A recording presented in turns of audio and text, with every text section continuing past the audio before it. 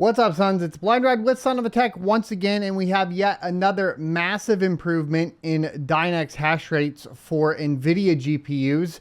And this one's actually a little bit special because there is an additional setting that you need to play with to get the optimal hash rates.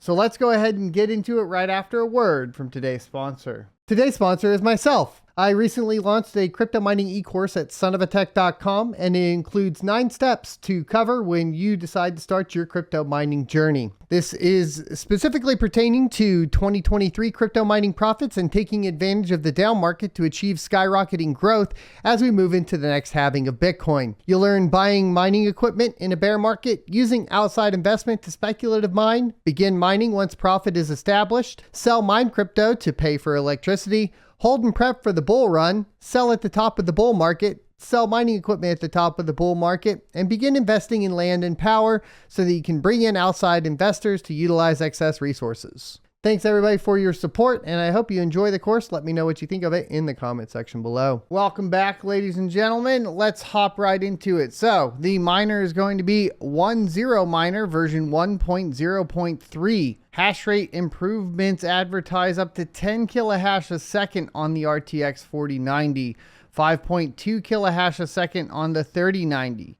3.7 kilohash a second on the 2080 Ti, and a massive 3 kilohash a second on the 1080 Ti. I do not have all of these cards, but I do have the 3090 and the 2080 Ti. The other thing that was added here is they added support for Compute 7.0 for Titan 5. They fixed hash rate loss issue on the 40X series. They fixed the Hive OS stats and log issues. They fixed the CPU verification issue, and they added miner uptime stat. So I do have this applied across all of my miners except for the AMD GPUs right now that are running on SRB miner version 2.2.4. I would presume that we will probably get an SRB miner update here soon. Biggest improvement that I saw personally was on the 1660 Supers, which is getting 1 kilohash a second at around 60 watts. I have seen some people getting upwards of about 1.2 kilohash a second. The overclocks are 1710 megahertz on the core and negative 1004 on the memory, with the power level set to 80. But that's not the entire story. If we go over to our flight sheet and edit it, what you'll notice is that we've added an extra config argument here. This config argument is the chip's memory argument, and this can be applied to basically significantly change your hash rate. Taking, for example, the 1660 Supers from 600 hash a second, to 1 kilohash a second with this particular setting. There's going to be a lot to play with here, and definitely go check out their Discord to start getting some starting points from others in there. Now, unfortunately, I am not fully tuned in on my 3090s. If I run it just without any overclock settings, we'll hit 4.2 kilohash a second, but it's at a massive 300 watts. So if I tune it down to the power level of 225, which is what I'm seeing in the Discord, we go back down to like 3.5 to 3.7 kilohash a second. This one in particular, what I did with the overclocking was use nvtool and locked down the clocks that way, but I still have a long ways to go. For the flight sheet, we did add the chips memory option for 39.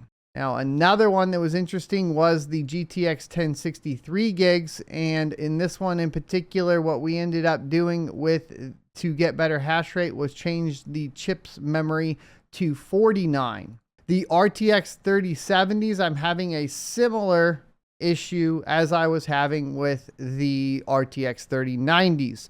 A lot of people are showing 2.5 kilohash a second, but we are at 2.2 kilohash a second with similar settings. If we put in the overclocks or lock down the memory to 5001, we do go down to 1.8 kilohash a second to 1.9 kilohash a second, but we do cut our power consumption down to around 80 watts. So I will still end up setting the memory. So I'll show you guys how to do that. If we start a Hive shell here, we're going to go in, click into our Hive shell, and we're going to right click and say paste from browser, and just put in nvtool -a space dash setmem to 5001.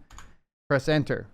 That will reduce our power consumption and our hash rate by a little bit. Now, my understanding is there is a limit to the amount of GPUs that can currently go in a rig, meaning that they will not get the full hash rate as someone similar that has less of the same GPU in a rig. So we're kind of coming back to that problem.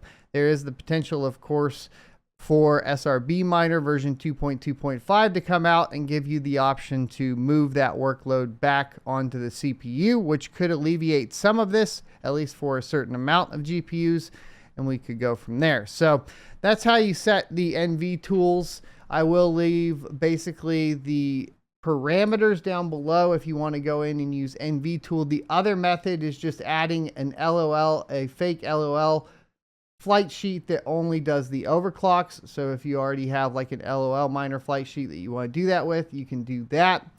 And overall, I'm seeing improvements for sure on Dynex hash rate, but not quite as advertised.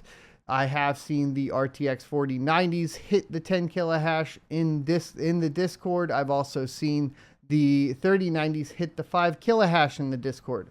It's going to be mileage may vary from the best that I can tell. So just to keep your ear to the ground and get the best clocks that you can find for your particular setup. Let me know what you find for overclocks and of course this new setting down in the comment section below. Thanks for watching. Don't forget to check out my e-course at sonofatech.com and of course come on over to sonofatech.locals.com for my daily moves. I'll see you next Tuesday.